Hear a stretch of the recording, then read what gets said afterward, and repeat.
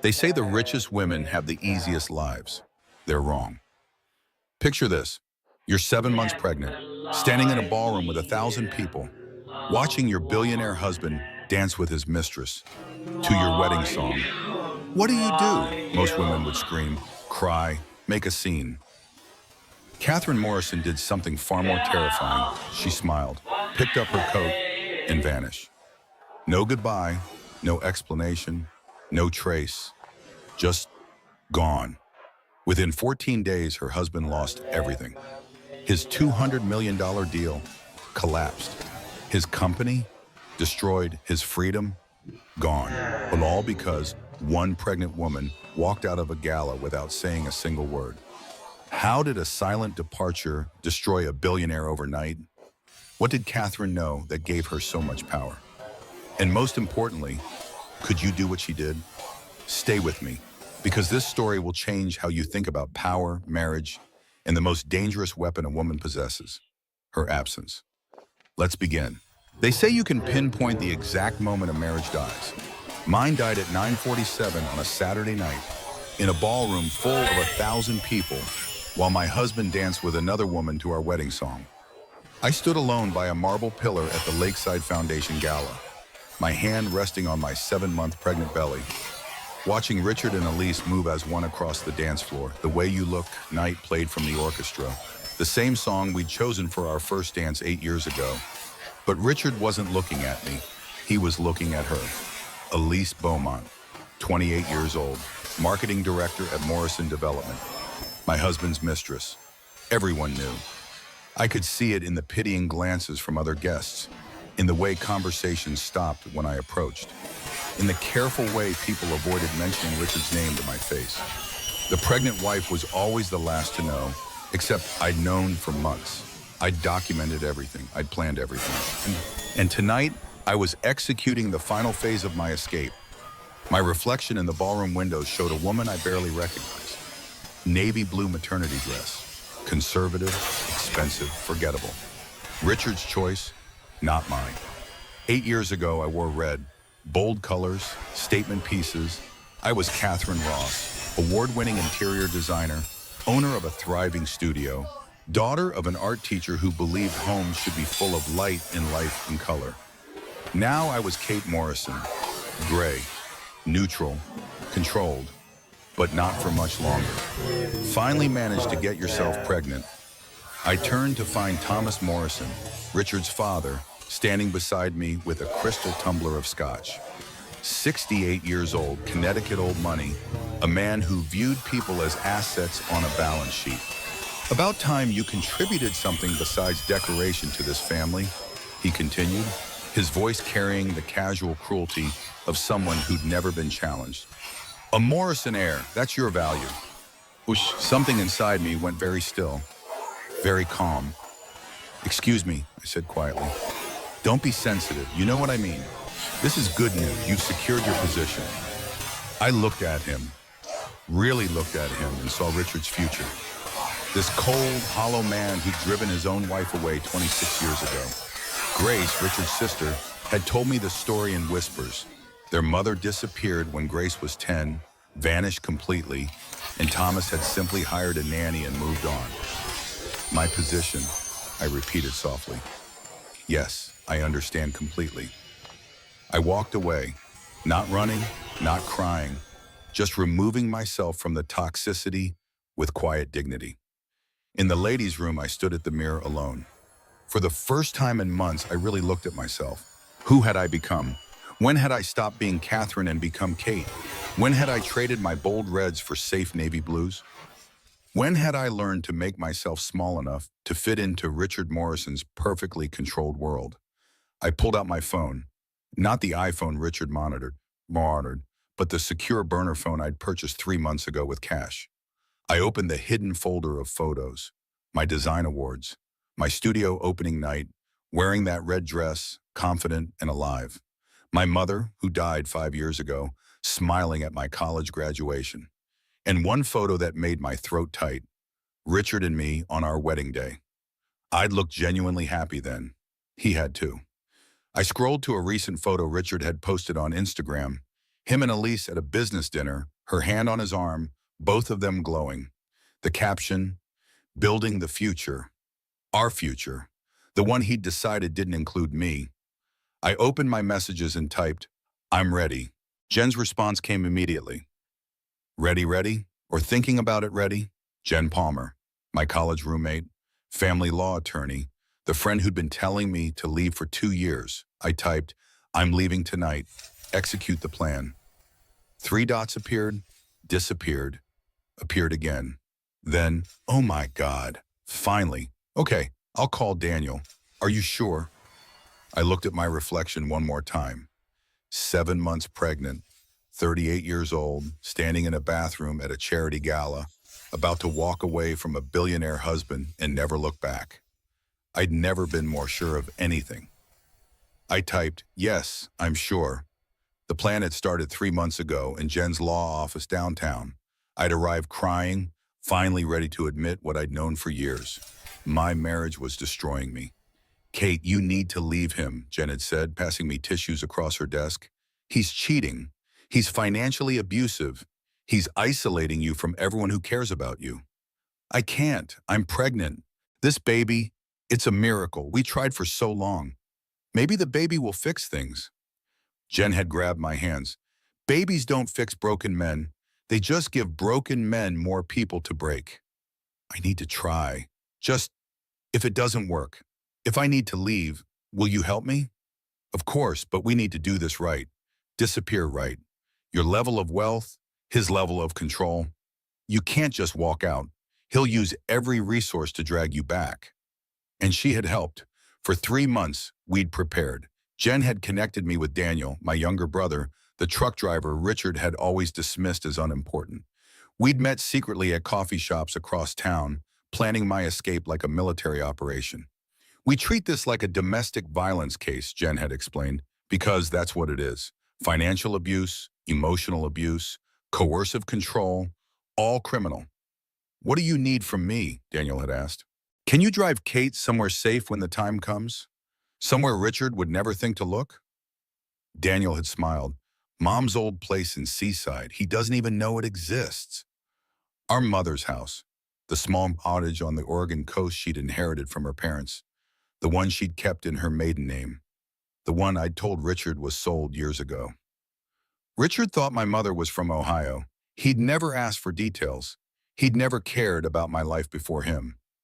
That night and for weeks after, I documented everything. Every financial document, every text message between Richard and Elise, every hotel receipt charged to company accounts. At 2 in the morning while Richard slept, I'd photographed documents in his home office, embezzlement records, forged investor signatures, secret offshore accounts. Then I'd found his private journal. One entry had stopped me cold. Father's ultimatum is clear. Produce a male heir by 42 or lose the trust. The IVF worked, but it's a girl. Useless. Elise is younger, healthier stock. Once Kate delivers, I'll phase her out. Keep the baby, lose the wife. Elise can give me sons. I'd photographed every page with shaking hands. Now in the bathroom mirror, I touched my belly. You're not useless, I whispered to my daughter. You're the reason I'm finally brave enough to leave. I returned to the ballroom. Richard was laughing with investors now, Elise at his side playing the role I'd performed for 8 years, making him look human, making him look like someone worth trusting with $200 million. Grace intercepted me near the coat check. Richard's sister, 36, the only member of his family who'd ever shown me kindness. I'm sorry, she said quietly, about everything, about how they treat you, about what he's doing. You knew? Everyone knows. I'm ashamed I didn't say anything sooner. Her eyes were wet. If you need help. I touched her arm gently. Thank you, Grace. That means more than you know. Where are you going? I smiled. Home. I collected my wrap from the coat check attendant, who smiled sympathetically.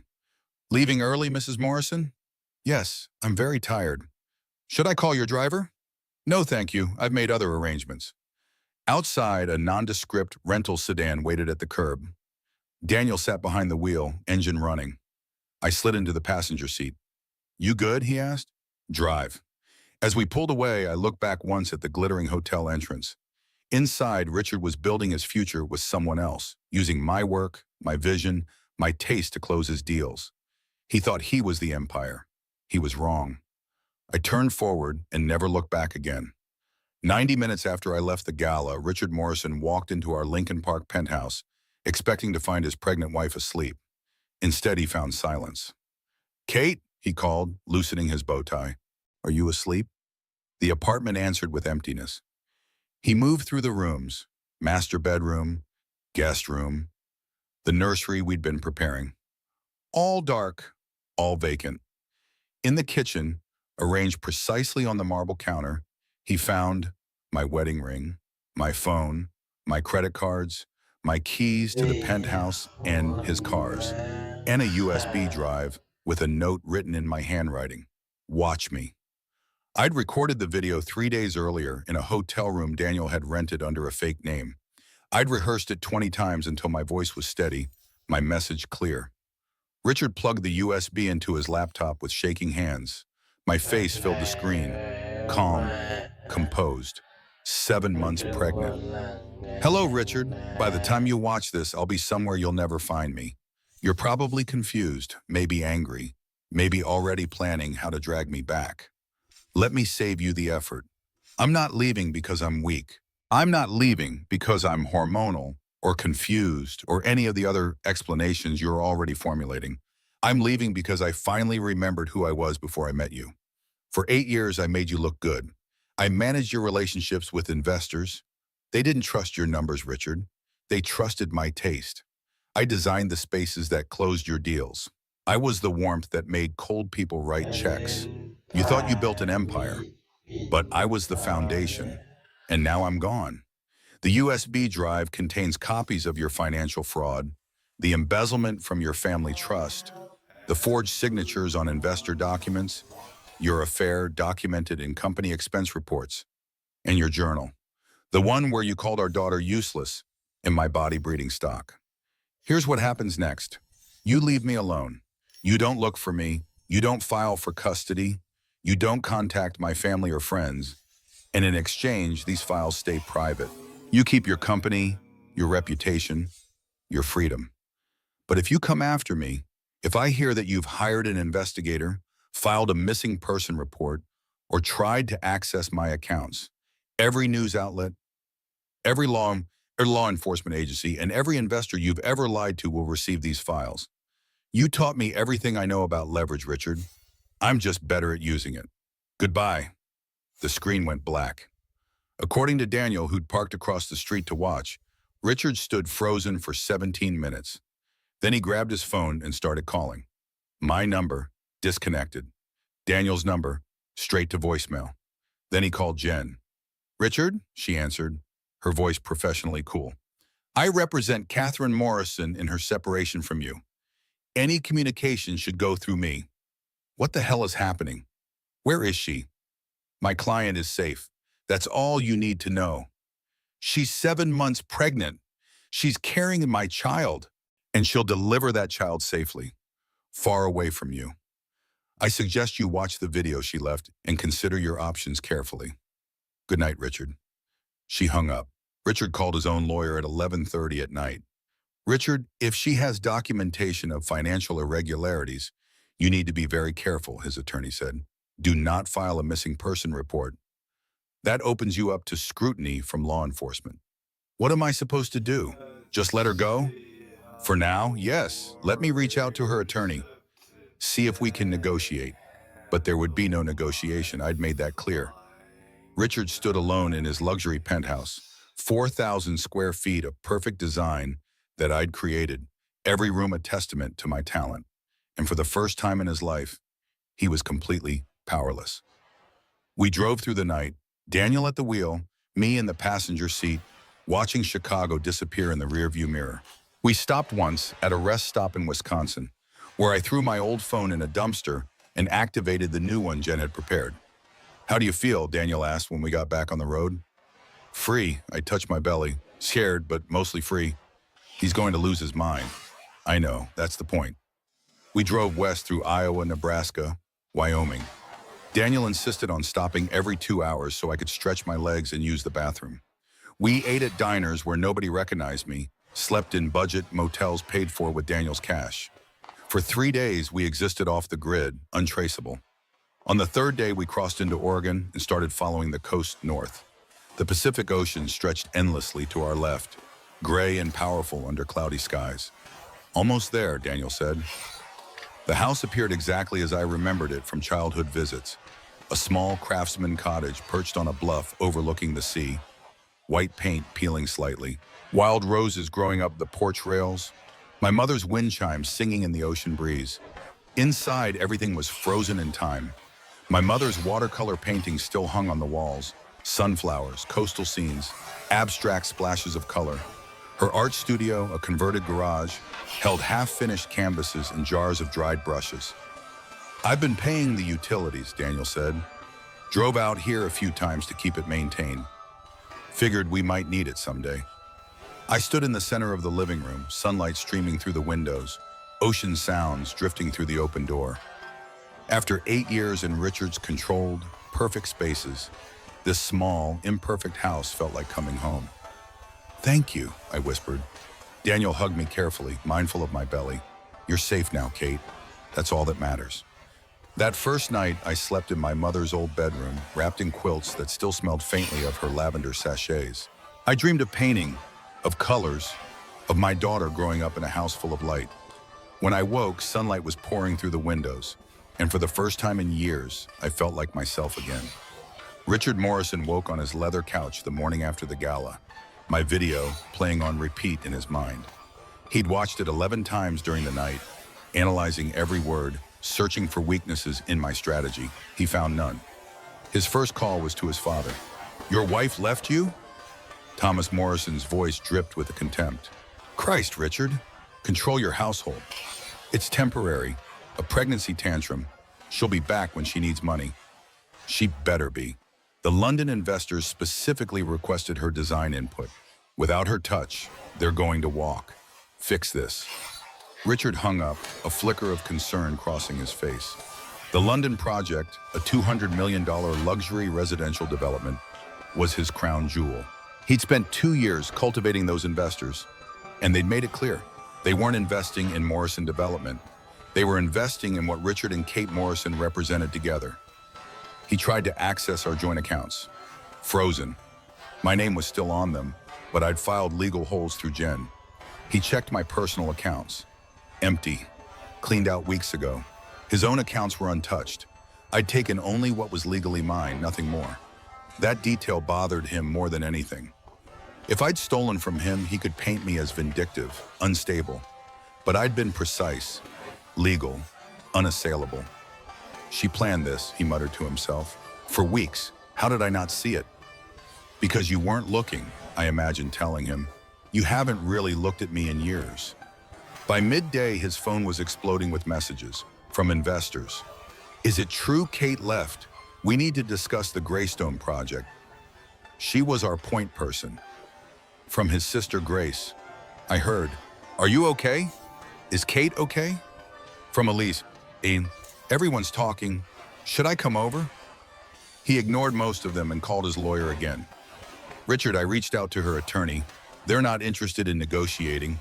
She wants a clean separation, and she's using the threat of those documents as leverage. What are my options? Legally, give her what she wants. The documents she has, if they're real, could destroy you. Wire fraud, embezzlement, investor fraud. You could face federal charges. So I'm just supposed to let her vanish with my daughter? Richard, if you fight this, if you try to find her or file for custody, she'll release those files. And then you won't just lose your daughter, you'll lose your freedom.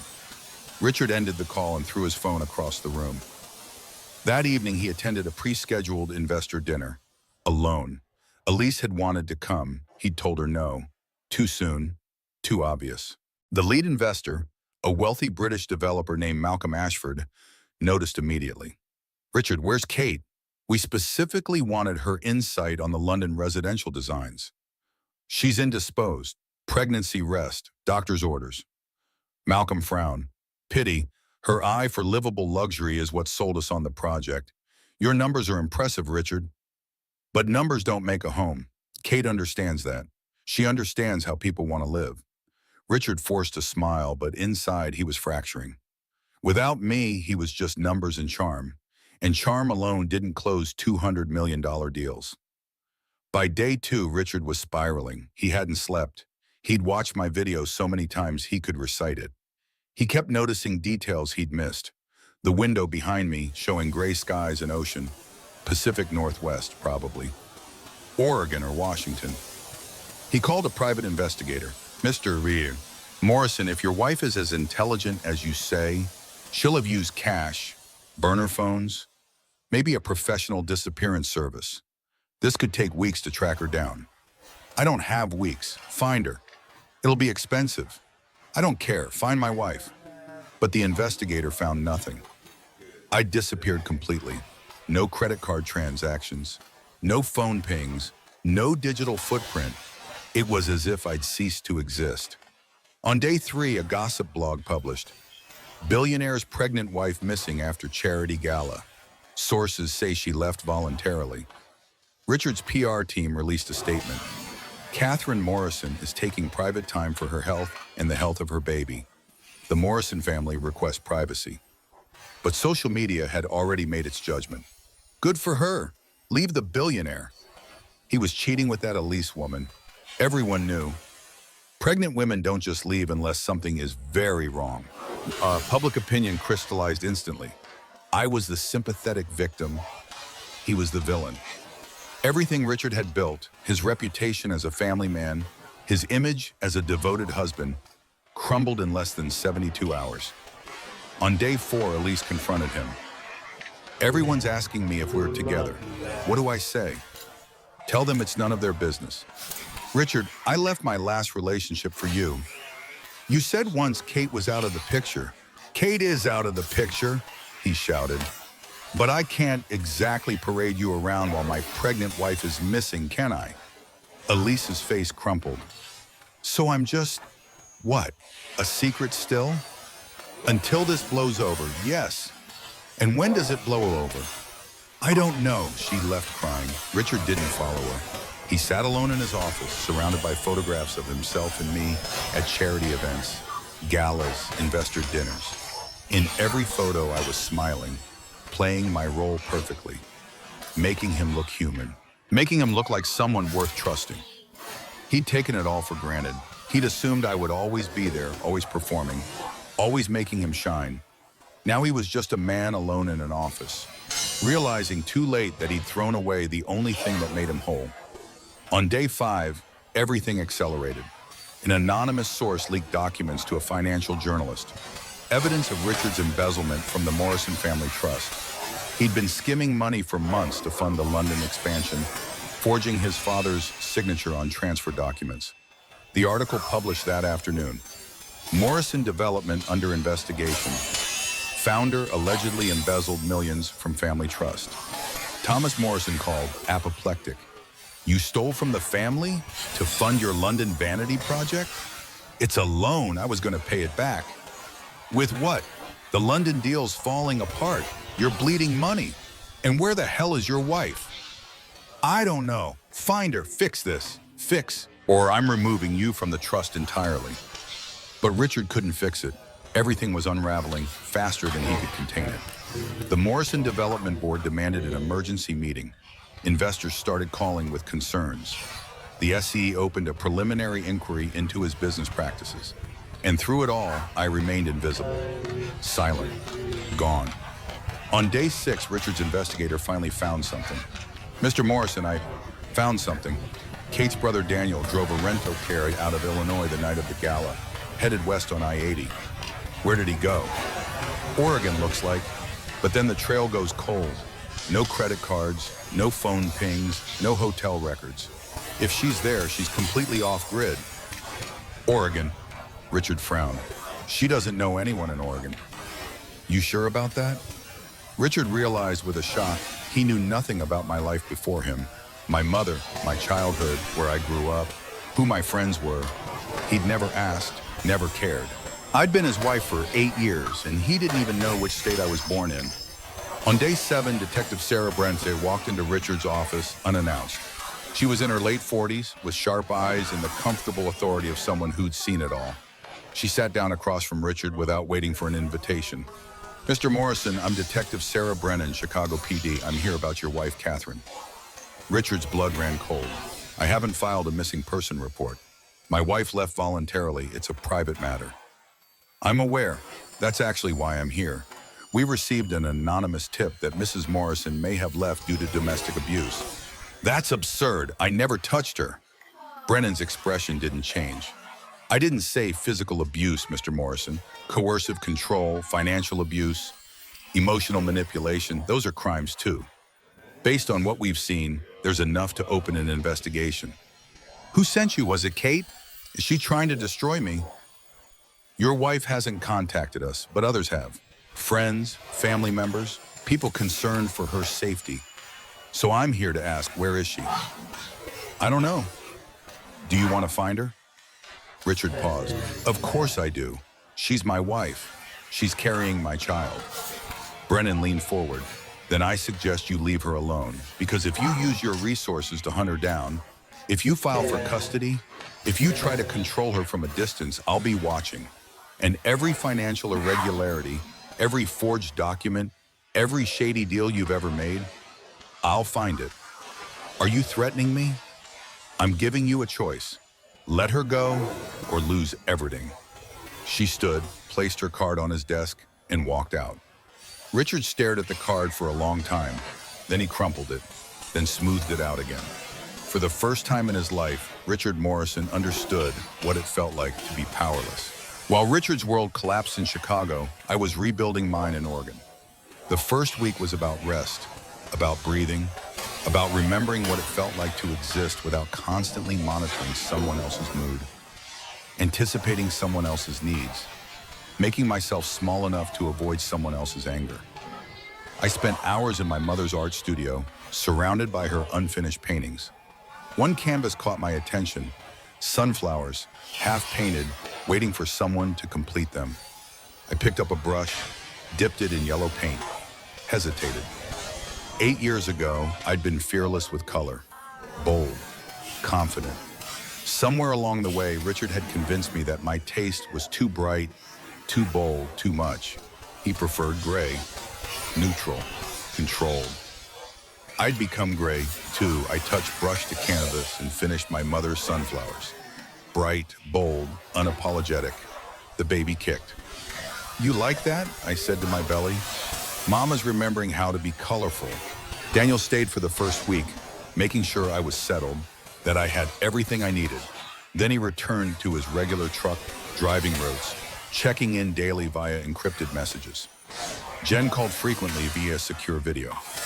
"Richard's lawyer reached out," she said during one call. "They want to negotiate." "What are they offering?"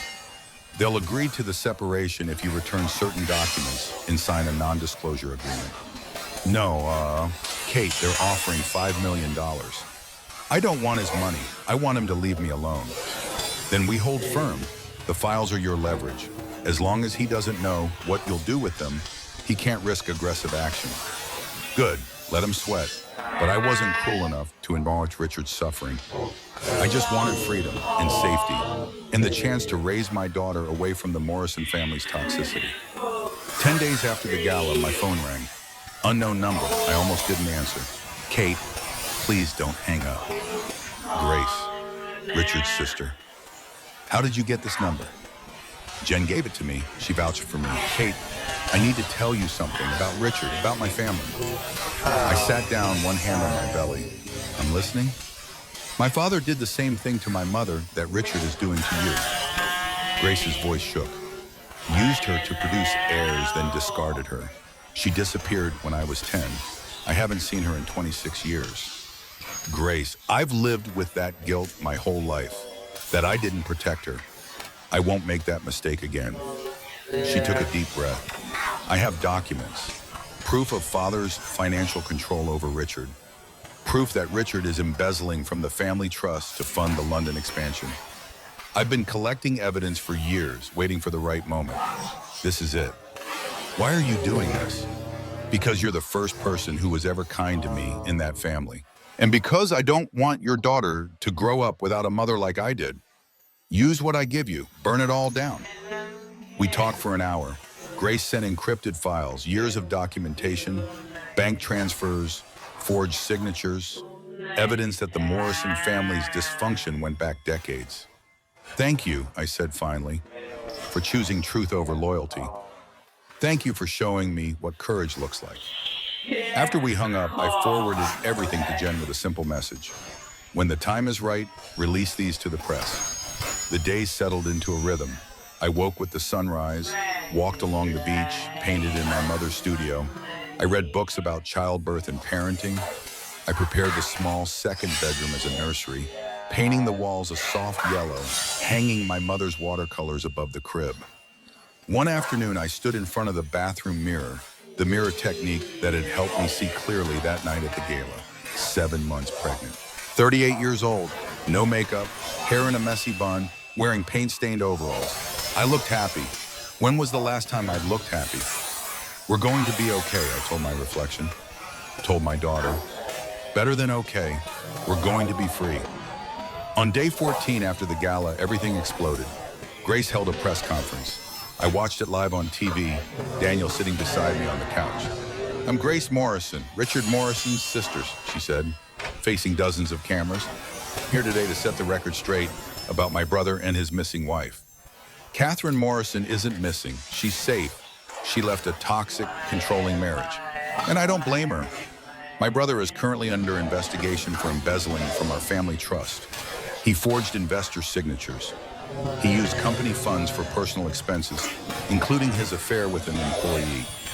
Kate didn't abandon him, she escaped him.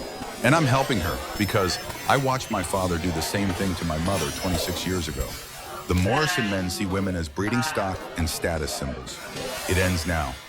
She released documents to the press, everything Grace had collected, plus what I'd provided. The media explosion was instantaneous. Within hours, Morrison Development's board demanded Richard's resignation. The London investors officially withdrew their $200 million commitment. The SEC opened a formal investigation. Thomas Morrison publicly disowned his son, and Elise released a statement through her lawyer. I was misled by Richard Morrison about the status of his marriage and his financial situation. I have fully cooperated with investigators. Even his mistress had abandoned him. 14 days after I vanished from the gala, Richard Morrison was arrested at his penthouse. Wire fraud, embezzlement, investor fraud. I watched the news footage of him being let out in handcuffs, cameras flashing, reporters shouting questions. How do you feel? Daniel asked quietly. I touched my belly where my daughter was kicking. Sad, for the man he could have been, but not sad enough to regret leaving. Good, that's healthy. Will you do me a favor? Tell Jen to send Richard's lawyer a message. Tell him I hope he uses his time in prison to become the man he pretended to be. Daniel nodded. You're more generous than he deserves. Maybe, but I don't want to be the kind of person who celebrates someone else's destruction. I just want to be free. And I was, completely. Finally, free. 8 weeks after the gala, at 3:17 in the morning, Clara Rose Morrison, soon to be Clara Rose Ross, entered the world. The labor was long, 12 hours of increasing intensity in a small hospital in Seaside, Oregon. Daniel held one hand, Jen held the other. A kind nurse named Ruth, who reminded me of my mother, coached me through each contraction. You're doing beautifully, Ruth said. Your daughter is almost here. When Clara finally arrived, slippery and screaming and perfect, I cried so hard I couldn't see her clearly. She's perfect, Ruth said, placing Clara on my chest. 8 pounds, 2 ounces, healthy and strong. I looked down at my daughter, dark hair, my nose, eyes that would probably be brown like mine. She stopped crying when she felt my heartbeat, her tiny hand curling around my finger. Hi, baby girl, I whispered. I'm your mama. You're safe, you're loved, and you're free. Daniel stood at the foot of the bed, crying openly. Jen wiped her eyes with a tissue. She's beautiful, Kate, Jen said. She is, I agreed. She really is. That first night, alone with Clara in the recovery room, I watched dawn light creep across the ocean through the window.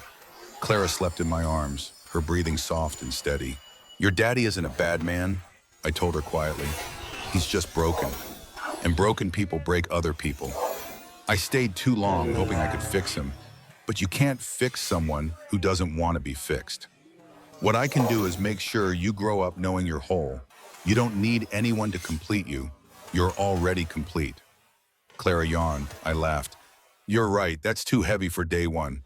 How about this? I love you, more than anything. And I'm going to spend every day showing you what love actually looks like." 3 days after Clara's birth, Jen brought me a letter. It had arrived at her office, forwarded from Richard's lawyer. "It's from him," Jen said. "You don't have to read it." "I want to." I opened it while Clara slept in the bassinet beside my bed. Richard's handwriting, usually so confident, looked shaky. "Kate, I'm writing this from a jail cell. My lawyer says I'll probably serve 4 to 6 years if I take the plea deal. Longer if I fight and lose. I'm not writing to ask for forgiveness. I don't deserve it. I'm writing because my court-mandated therapist says I need to take accountability. So here it is. You were right about everything. I used you. I saw you as a tool, not a person. I took credit for your work. I isolated you from your friends and family. I made you small so I could feel big. The worst part, I told myself I loved you. I believed it, but I didn't love you. I loved what you did for me. There's a difference. I'm only now understanding that. You asked me once why I married you. I told you it was because you made me a better man. That was a lie. I married you because you made me look like a better man, and when I couldn't see the difference anymore, I threw you away. I destroyed the best thing in my life because I'm fundamentally hollow. All structure, no soul. Isn't that what that British investor said? I don't expect you to respond. I don't expect anything.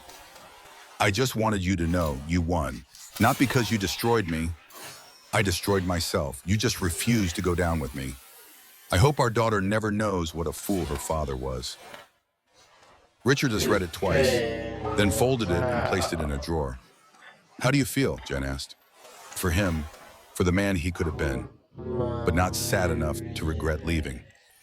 "Good, that's healthy." I looked at Clara, sleeping peacefully. "Send his lawyer a message. Tell Richard I hope he uses his time in prison to become the man he pretended to be. And tell him that when Clara's old enough to ask about him, I'll tell her the truth. He wasn't a villain. He was just empty. And that's sadder than any monster."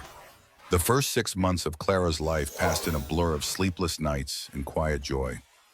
I'd forgotten what it felt like to make my own decisions, to live without someone scrutinizing every choice, to simply be. Daniel visited every few weeks between trucking routes, bringing supplies and terrible dad jokes. Jen flew out monthly, combining the work trips with visits to her favorite niece. Grace sent packages, beautiful children's books, soft blankets, a handwritten note that said simply, "Thank you for saving yourself." I didn't hear from Richard again. According to Jen, he'd taken the plea deal, 4 years for fraud and embezzlement, with possibility of parole after 2. I felt nothing when she told me. No satisfaction, no vindication, just a quiet sense of closure. "He's not requesting visitation rights," Jen added. "His lawyer says he wants Clara to grow up without his influence. He's actually being selfless for once." "Good," I said. "Clara deserves better than a father who sees her as breeding stock." "You know," Jen said carefully, "you're allowed to be angry at him." I was angry for years, but anger is heavy and I'm tired of carrying heavy things.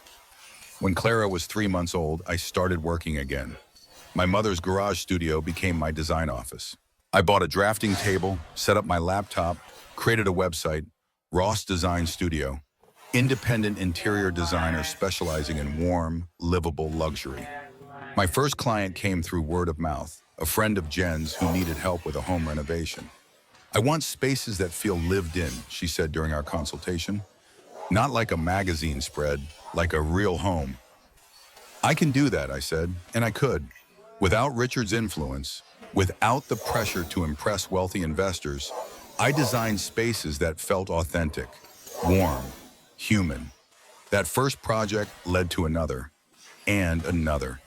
By the time Clara was 6 months old, I had a wait list. I worked during naps and after bedtime, bringing Clara to client meetings in her carrier. Some clients were put off by the baby. Others loved it. You understand what it's like to actually live in a home, one client said, not just look at it. That's always been my philosophy, I replied. Homes should be full of life, not just beautiful objects.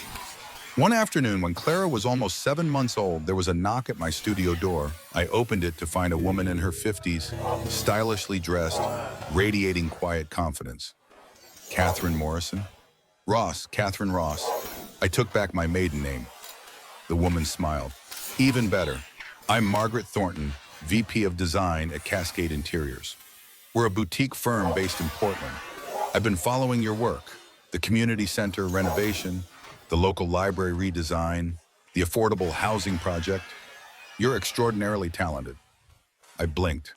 Thank you, but I'm not looking for a job. I like working independently. I'm not offering a job. I'm offering a partnership. Clara made a noise from her playpen. Margaret glanced over, her expression softening. How old? 7 months. Beautiful. My daughter just turned 30. Best thing I ever did was refuse to choose between career and family. She turned back to me. Cascade wants to expand into residential design.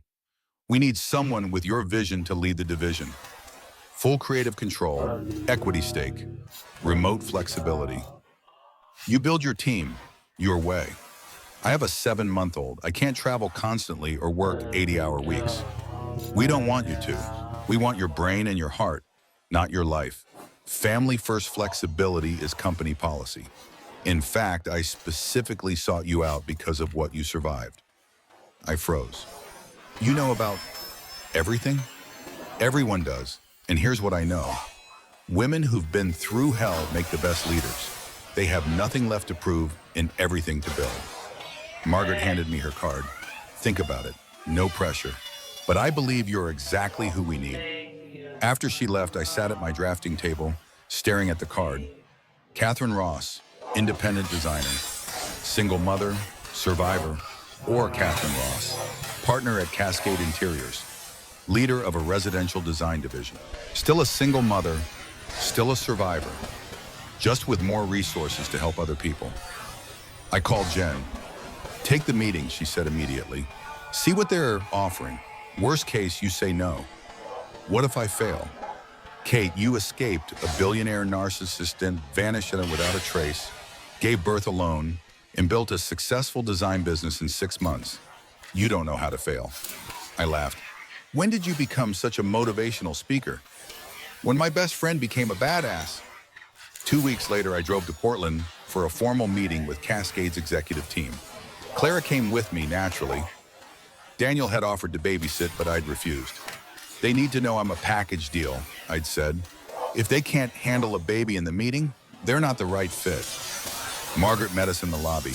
Clara? She's even more beautiful in person. She didn't ask to hold her, didn't make cooing noises, just smiled and led us to the conference room. 3 other executives waited, the CEO, the CFO, and the director of operations.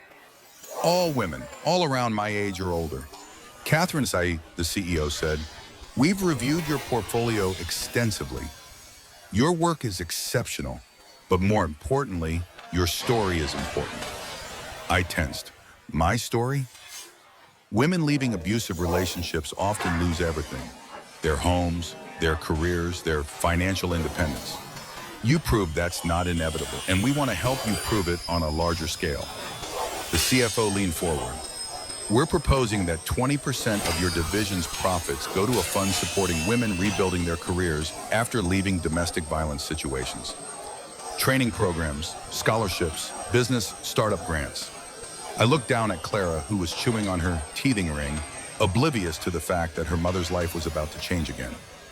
I have one condition, I said finally. I choose my team, and I only hire people who've been underestimated. Margaret smiled. Deal. Welcome to Cascade, Kate. Over the next 6 months, I built something I'd never had with Richard, a real partnership.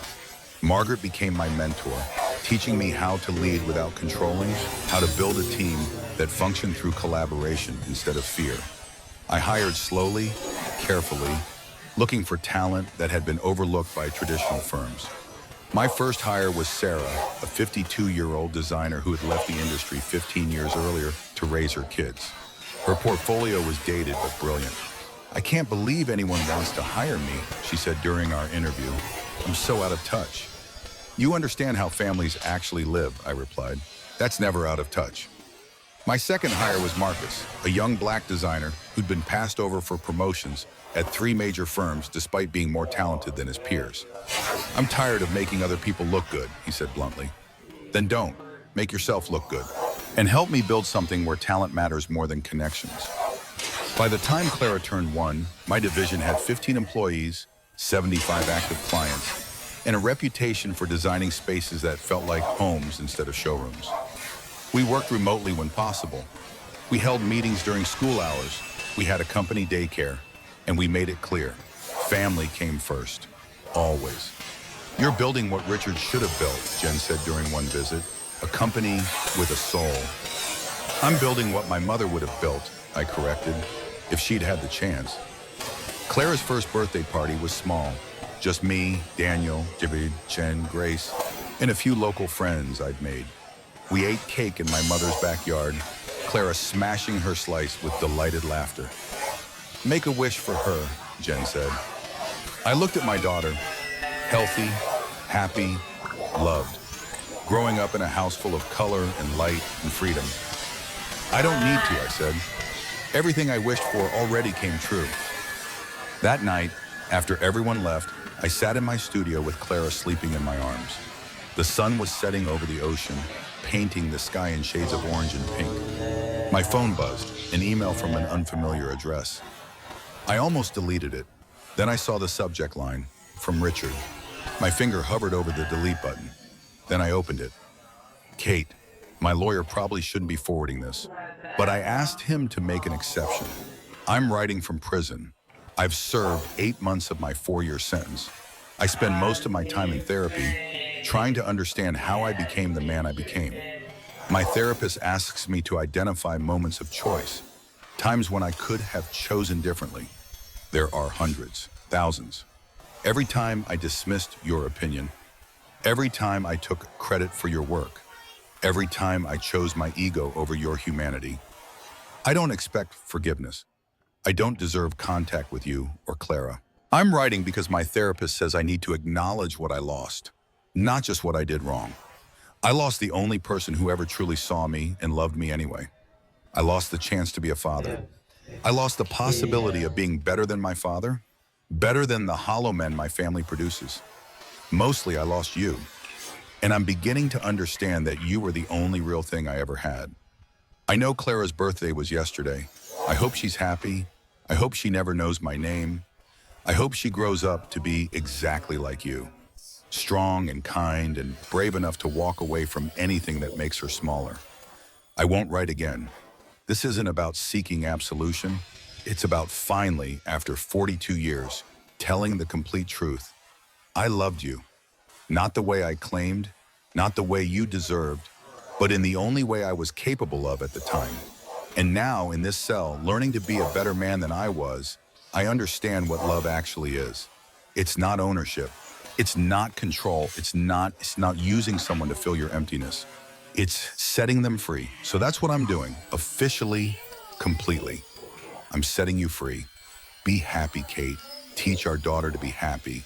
And maybe someday, when she's old enough to understand, tell her that her father tried to become better. Even if he failed at everything else, he tried to get that part right. Richard had read it 3 times, cried a little, then closed my laptop.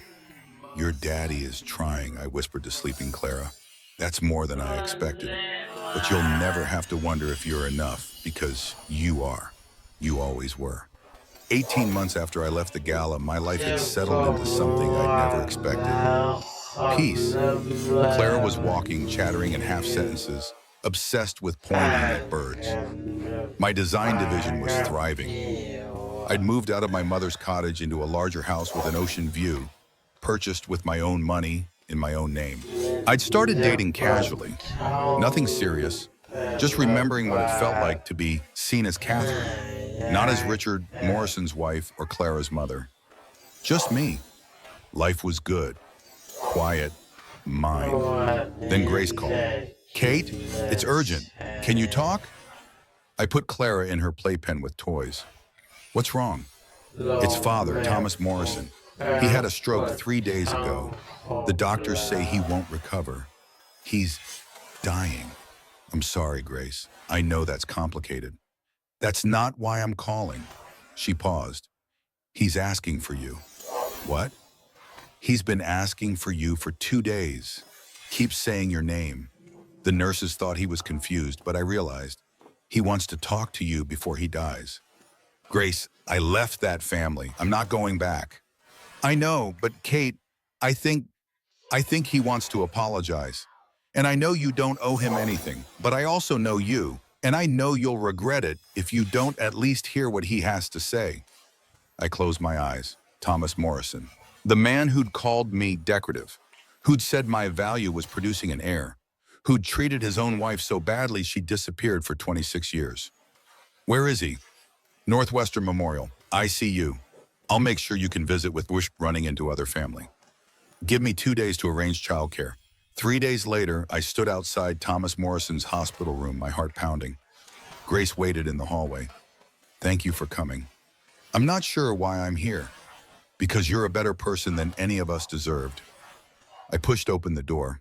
Thomas lay in the hospital bed, smaller than I remembered. 88 years old now, tubes and wires connecting him to machines that beeped steadily. His eyes opened when I entered. Catherine. His voice was barely a whisper. I'm here. I wronged you. Each word seemed to cost him. Treated you like property, like breeding stock, like my father treated my mother, like I taught Richard to treat you. Yes, I said simply, that you did. I destroyed my family, my wife, my son, very nearly destroyed you. He coughed weakly. Spent my whole life building an empire. But empires built on cruelty don't last. They just create rubble. Why did you want to see me? To apologize. To tell you that you were right to leave. That your daughter is lucky to have a mother brave enough to run. His eyes were wet. My wife ran too. I spent 26 years telling myself she was weak. But she wasn't. She was strong, like you. I stood there watching this old man face his mortality and his mistakes. Do you know where she is? Your wife? No, I destroyed that bridge. Some things can't be fixed. Some things can't, I agreed, but some things can be learned from. Will you tell Claire about me? I'll tell her the truth, that her grandfather was a complicated man who hurt people, including her father.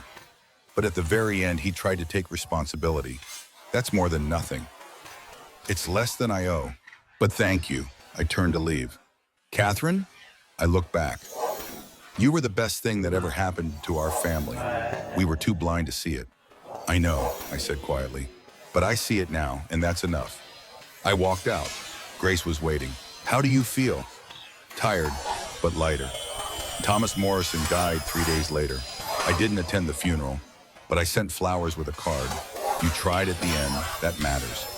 When Clara was 2.5, we took our first trip back to Chicago, not to see Richard's family, not to revisit the past, but because I'd been invited to speak at a design conference about creating spaces for trauma survivors.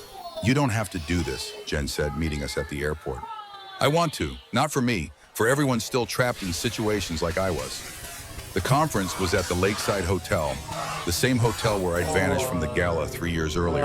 I stood in the lobby, Clara's hand in mine, looking at the ballroom entrance. The last time I'd been here, I was 7 months pregnant, trapped in a navy dress, watching my husband dance with his mistress. Now I was wearing red, bright, bold, unapologetic red. Clara wore yellow. We were a riot of color in a sea of neutrals. Pretty, Clara said, pointing at the chandelier. Very pretty. Come on, baby. Mama has to work. My presentation was scheduled for 2 in the afternoon. The room was packed. 200 designers, architects, survivors. I stood at the podium, Clara coloring quietly in the front row with Jen. My name is Catherine Ross, I began.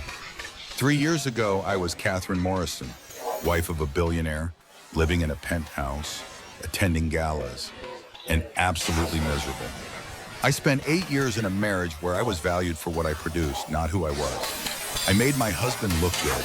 I designed spaces that closed his deals. I performed the role of devoted wife while he systematically erased everything that made me myself.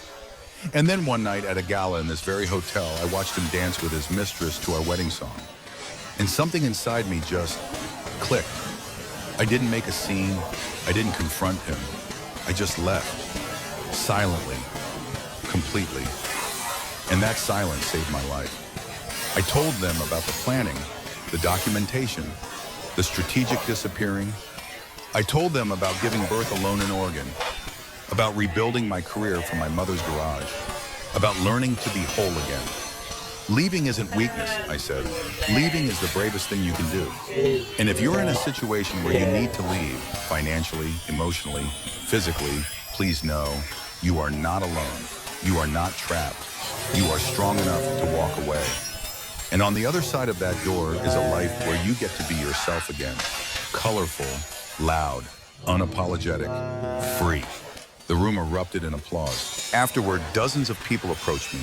Survivors sharing their stories. Designers asking how they could create spaces that prioritized healing over aesthetics.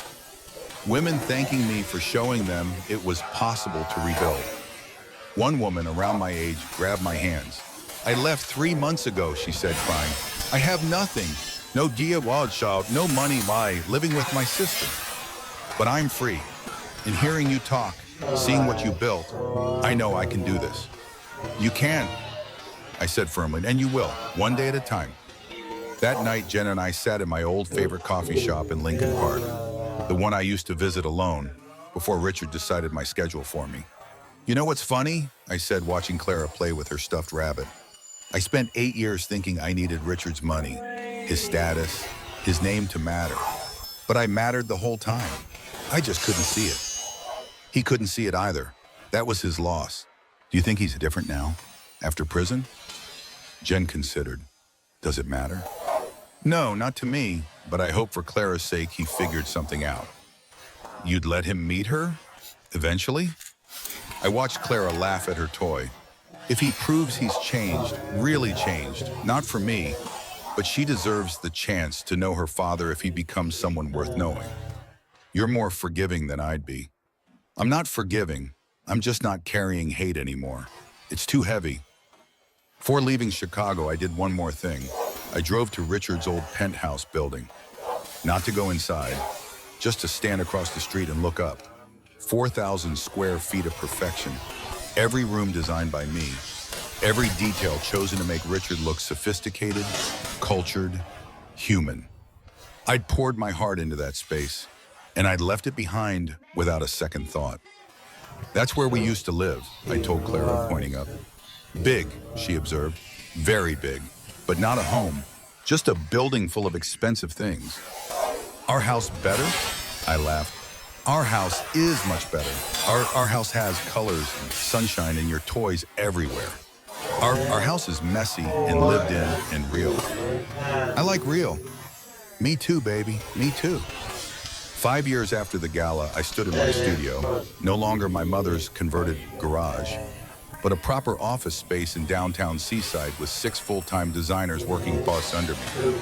Clara, now 5, drew at a small table in the corner, working on what she called her designs. Mostly scribbles and shapes, but I praised every one like it was the Sistine Chapel. My phone rang. Jen, you sitting down? Should I be? Richard's being released, served 4 years, getting out 2 years early for good behavior. I felt nothing. No fear, no anxiety, just mild curiosity. Okay. He's requested a supervised visit with Clara through official channels. His lawyer sent a formal request. I looked at my daughter singing to herself as she colored, happy, healthy, completely unaware her father existed. What do you think? Jen asked. I think I need to talk to a child psychologist. And I think if he's serious about being in her life, he needs to prove it through consistency, not just one visit.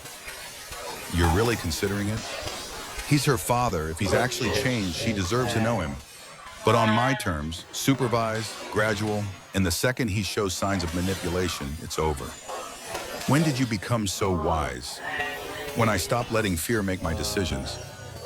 3 months later, Richard Morrison sat across from me in a family counseling office, a therapist between us. He looked different, older, thinner. His expensive suit was gone, replaced by simple jeans and a sweater. His hair was graying, but mostly his eyes were different. Less sharp, less calculated, more human. "Thank you for agreeing to this," he said quietly. "I'm not doing this for you. I'm doing it for Clara. She deserves the chance to know her father if you've actually become someone worth knowing." "I understand." The therapist, Dr. Margaret Hale, leaned forward. "Richard, you've been in intensive therapy for 4 years. Can you tell Catherine what you've learned?" Richard took a breath. "I learned that I built my entire identity on being better than other people. Richer, more successful, more powerful.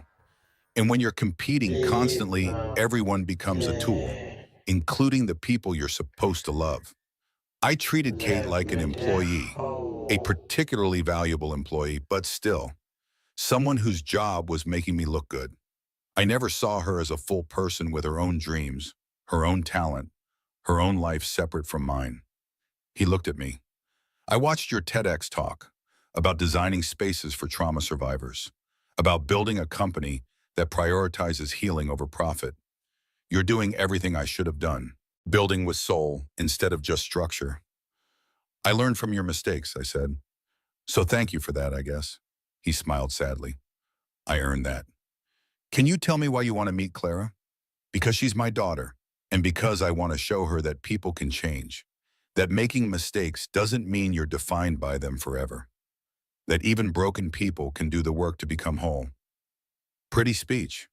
"It's true." He met my eyes. "I know I have to earn this. I'm not asking for custody or co-parenting, just a chance to be in her life, supervised, on your schedule, for as long as you'll allow it." Dr. Hale looked at me. "Catherine, how do you feel about starting with supervised visits? Monthly to start, with the option to increase if things go well?" I thought about Clara, about her questions. "Where's my daddy?" she'd asked last month. I'd told her the truth. "Your daddy made some mistakes and had to go away to learn to be better. When he's ready, you'll meet him. What if I don't like him? Then you don't have to see him. You always have a choice, baby." Now, looking at Richard, I saw something I'd never seen before. Genuine humility. "Monthly supervised visits," I said. 1 hour in this office. If you miss one visit or show up late, we're done. If you criticize me or try to manipulate Clara, we're done. If you make her feel guilty about anything, we're done. Understood?" "Understood. Thank you, Kate." "Don't thank me. Prove you deserve this." The first visit happened 2 weeks later. Clara was nervous, clutching her stuffed rabbit. I held her hand as we walked into the counseling office where Richard waited. He knelt down to her level, didn't reach out to touch her, just smiled gently. "Hi, Clara. I'm Richard, your dad." Clara looked at me. I nodded encouragement. "Hi," she said quietly. "I brought you something." He held out a children's book. "Your mom told Dr. Hell you like stories about birds." Clara's eyes widened. She took the book, looked at the cover. "Owls.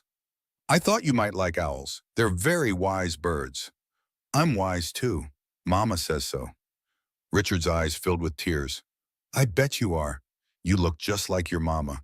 She's the wisest person I know." They read the book together for the full hour. Clara warmed up gradually, showing him her drawings, telling him about her friend at preschool, explaining in serious detail why yellow was the best color. Richard listened, really listened, asked questions, laughed at her stories. When the hour ended, Clara hugged her rabbit but waved goodbye to Richard. "Can I come back next month?" he asked her. Clara looked at me. I nodded. "Okay," she said, "but bring more bird books." Deal. The visits continued, monthly at first, then twice monthly, then weekly. Richard never pushed for more than I offered, never questioned my rules, never tried to manipulate the situation. Clara grew comfortable with him, started calling him Dad Richard to distinguish him from the dad in her favorite books. They painted together, read together, built elaborate structures with blocks. "He's really trying," Jen observed after 6 months of visits. I never thought I'd say this, but I think he might actually be becoming a decent human. He hurt me too much for me to ever trust him completely, I said. But Clara loves him, and he's showing up for her. That's enough. When Clara was 7, she asked the question I'd been dreading. Mama, why didn't you and Dad Richard live together when I was born? We were painting in my studio. Clara had her own easel now, creating abstract pieces that were actually quite good. I put down my brush and knelt beside her. Because Dad Richard was mean to me. Not hitting mean, but he said mean things and made me feel small. So I left, to keep us both safe. Is he still mean? No, he learned to be kind. But it took him a long time. Why was he mean before? Because he was hurt inside. And sometimes hurt people hurt other people. But the good news is hurt people can also heal. Your dad healed, and now he's kind. Clara considered this seriously. I'm glad you left. Our house is better. Me too, baby. But I'm also glad Dad Richard learned to be nice, because now I have 2 houses. I laughed. That's a very wise way to look at it. Owls are wise, she said seriously, and Mama is wise, and I'm wise like both of you. You absolutely are. 8 years after the gala, my company was featured in Architectural Digest. The article was titled, Catherine Ross, Building Empire Through Empathy. It featured photos of my projects, homes for trauma survivors, community centers designed for healing, affordable housing that prioritized dignity over profit, and one photo of me in my studio with Clara, both of us covered in paint, laughing. The article quoted me, I spent years making other people's empires look good. Now I'm building my own, not with money or power, with purpose, with humanity, with the understanding that every space we create either helps people heal or helps them hide. I choose healing. Richard sent a message through his lawyer. Proud of you, proud of what you built, proud that Clara has you as a mother. I didn't respond, but I appreciated it. 10 years after the gala, I sat on my porch watching Clara and Richard fly a kite on the beach. Clara was 12 now, brilliant, creative, kind.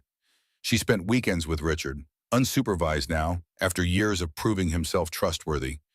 They had a good relationship, not perfect, but healthy. Jen sat beside me, both of us drinking coffee in the morning sun. You did it, she said. Did what? Everything. You escaped. You survived. You built a life. You even managed co-parenting with a reformed narcissist. You're kind of amazing. I laughed. I'm not amazing, I'm just stubborn.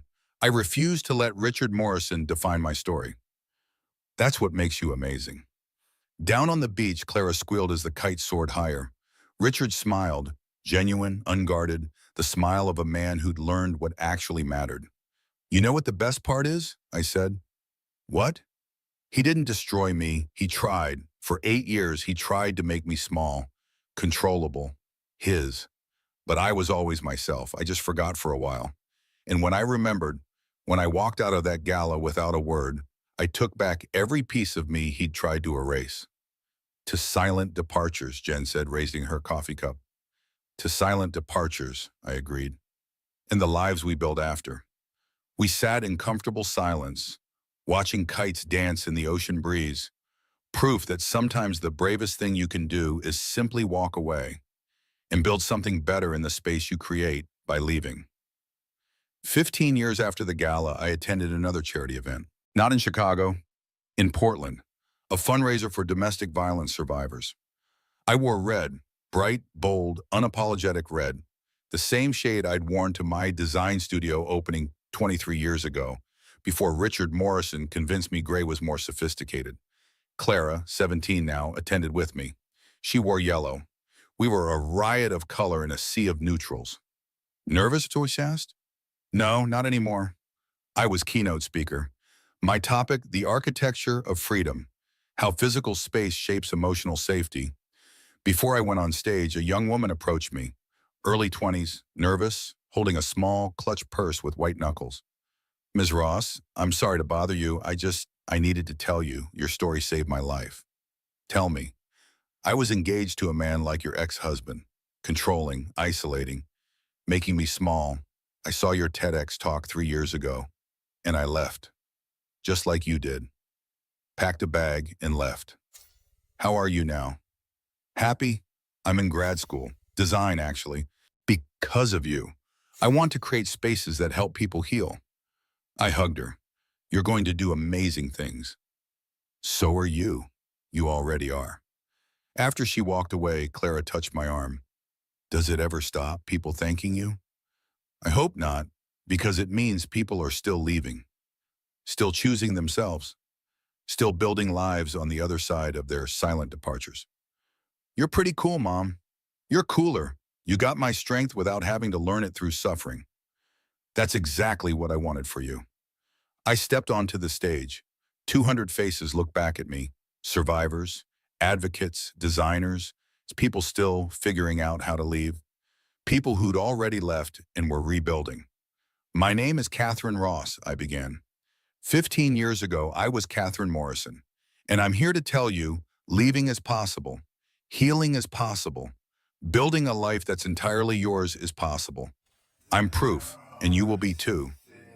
I spoke for 40 minutes about control and freedom, about vanishing and rebuilding, about the importance of spaces that say you belong here instead of you're only welcome if you perform perfectly. When I finished, the room stood and applauded. Clara caught my eye from the front row. She was crying, proud. That night, back in our house, the beautiful, colorful house I designed myself, full of light and art and Clara's laughter, I stood at my studio window looking out at the ocean. Richard had texted, "Saw your speech online. You were magnificent. Thank you for giving our daughter a mother worth admiring." I smiled and deleted the message. Not out of anger, just out of knowing I didn't need his validation anymore.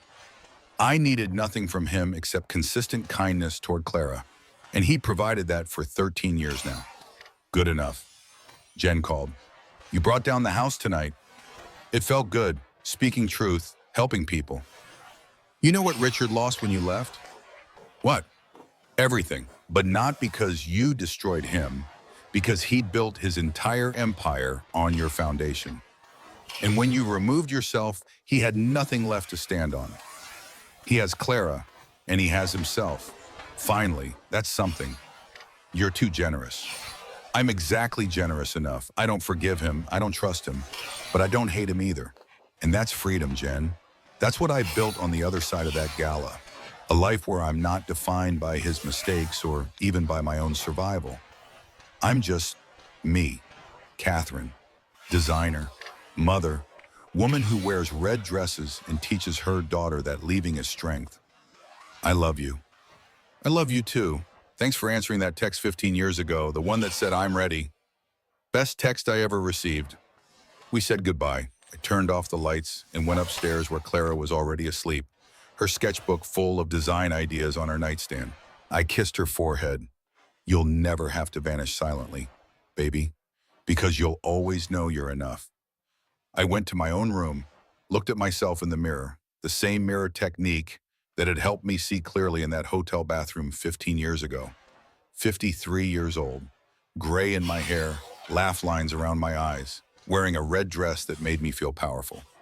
I looked happy. No, not just happy, free. And freedom, I'd learned, wasn't about money or power or status.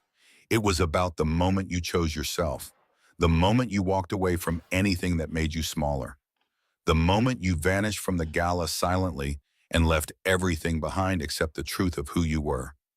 And in that space, that beautiful empty space where someone else's empire used to stand, you built something better.